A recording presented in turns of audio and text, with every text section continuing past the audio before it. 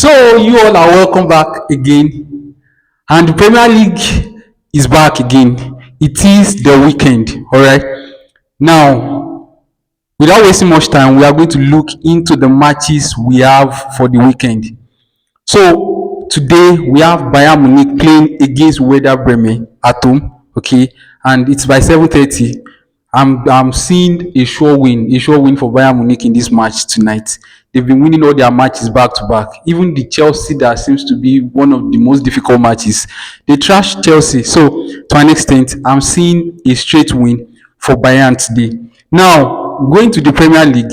Tomorrow we have Brentford versus Manchester United as the match opener tomorrow by 12:30 p.m. Now, to an extent, Brentford has not been in their best. Forget the draw they had against Chelsea. I think Maresca should be blamed for that match. Okay, so I'm seeing Manchester United winning that match tomorrow with still their 3-4-3 formation. I still believe that they have what it takes to win. Okay, well, with Sesko at the nine, Cunha is back. Glory to God. Cunha is back. Cunha can play as the left 10, then Mbeumo at the right 10, then Bruno Fernandes at the attacking midfield. Okay. And I don't know. I guess he's going to use Ugarte. He's going to use Ugarte, possibly Ugarte or Kobe Mino as a defensive midfield. And I think they really need to do something about that midfield. All right. Now moving on from there, we have Chelsea versus Brighton by 3 p.m. Now, this is a match that has been long overdue because personally I've been waiting for this match, all right? Because as far as last season is concerned, both home and away, Brighton beat Chelsea. For it was a difficult moment for Chelsea last season against Brighton. So to an extent, I've been looking forward to this match, and to an extent, it's still going to be a very difficult match for Chelsea to win. Okay, now look at it. Cole Palmer, who is the star player of the team, is currently absent based on injury. And according to what we had, Cole Palmer is likely going to be gone for the next 3 weeks. Whew. So it means he won't be playing against Benfica. So now, if I were Maresca, okay, from my own perspective, I will encourage that Estevao Williams play in that thing. Pedro Neto at the right wing. Then start Garnacho. Let Garnacho play at the left wing. Please don't use him at the right wing. The way you did against Lincoln City. Let Garnacho play at the left wing. All right, and let us have Enzo Fernandez and Caicedo. Then the defense is currently porous. Okay, and I feel like there is possibility that Brighton is going to score, but Chelsea must be ready to outscore Brighton. To an extent, I'm seeing a draw or possibly an escape win based on home advantage for Chelsea.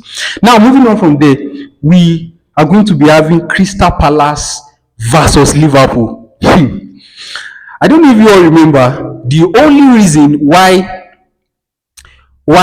Liverpool didn't win the Community Shield was because they played Crystal Palace. And so Crystal Palace was the one that beat them to it. Okay, so to an extent, I'm seeing this as a very tough match for Liverpool. Where we might never tell. This might be the match where Liverpool will drop a point. Because I'm seeing a draw.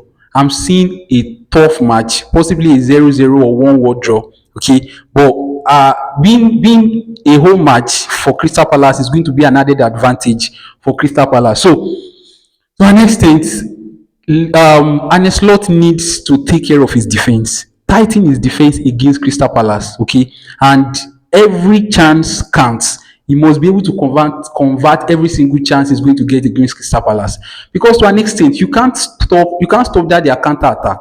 Once the ball comes from the defense, it goes straight to Mateta. We also have Sade also doing his own job at the front. So to an extent, I feel like Liverpool must come with extra care.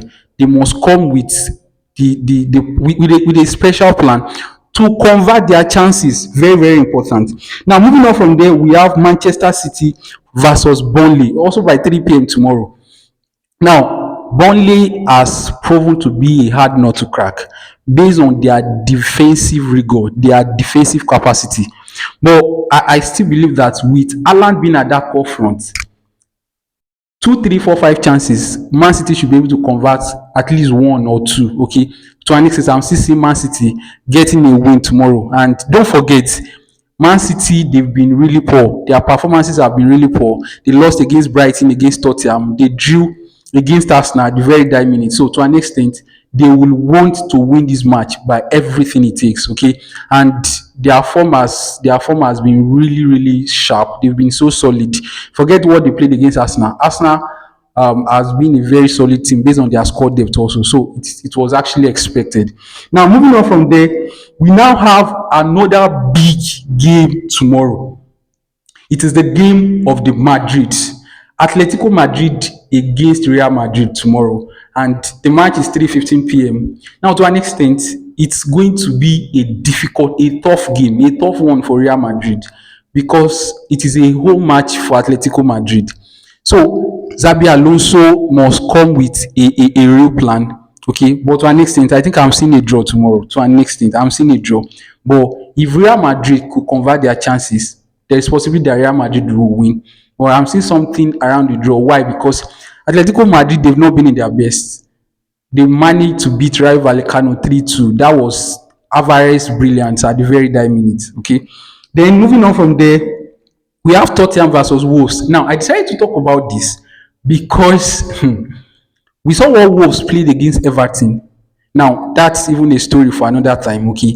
But I feel like they need to give this Tolu Arokodare. They need to give him a chance. That boy has been exceptional. He scored for Nigeria in their international break. Then again, he scored for Wolves against Everton during the week. So no, I still believe that there is possibility that Tottenham will win. Tottenham literally have high chances of winning based on the fact that they are at home and Tottenham has been really brilliant.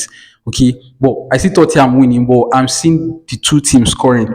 Now that match is by 8 p.m. Then moving on from there, we have on Sunday Newcastle will be welcoming Arsenal. Okay, now we understand the history. See, the matches this weekend are fantastic matches. We understand the history behind Newcastle and Arsenal.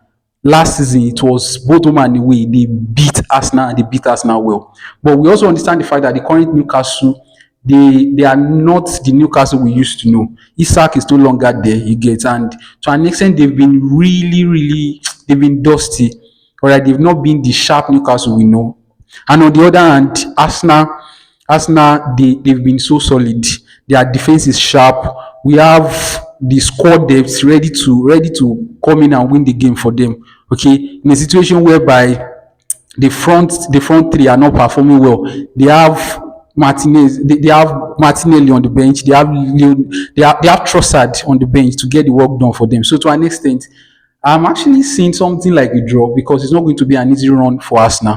But if Arsenal is going to win, it's going to be by a slight chance. Maybe something around 2-0, 1-0, 1-1, or 2-1 win. You get. So then to cap up the night, we now have tomorrow Barcelona versus Real Sociedad.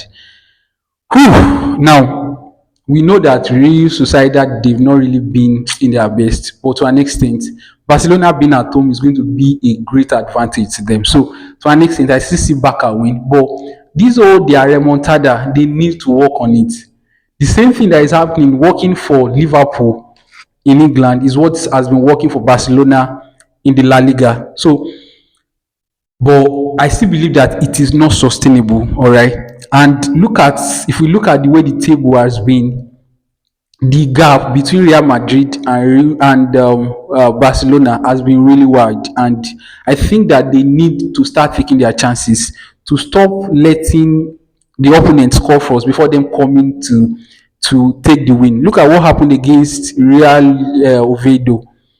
I mean, eventually they won by 3-1, but they should have won that match from first half. Okay. Because most times, or sometimes, don't let me say most times, it won't always happen, it won't always work. All right.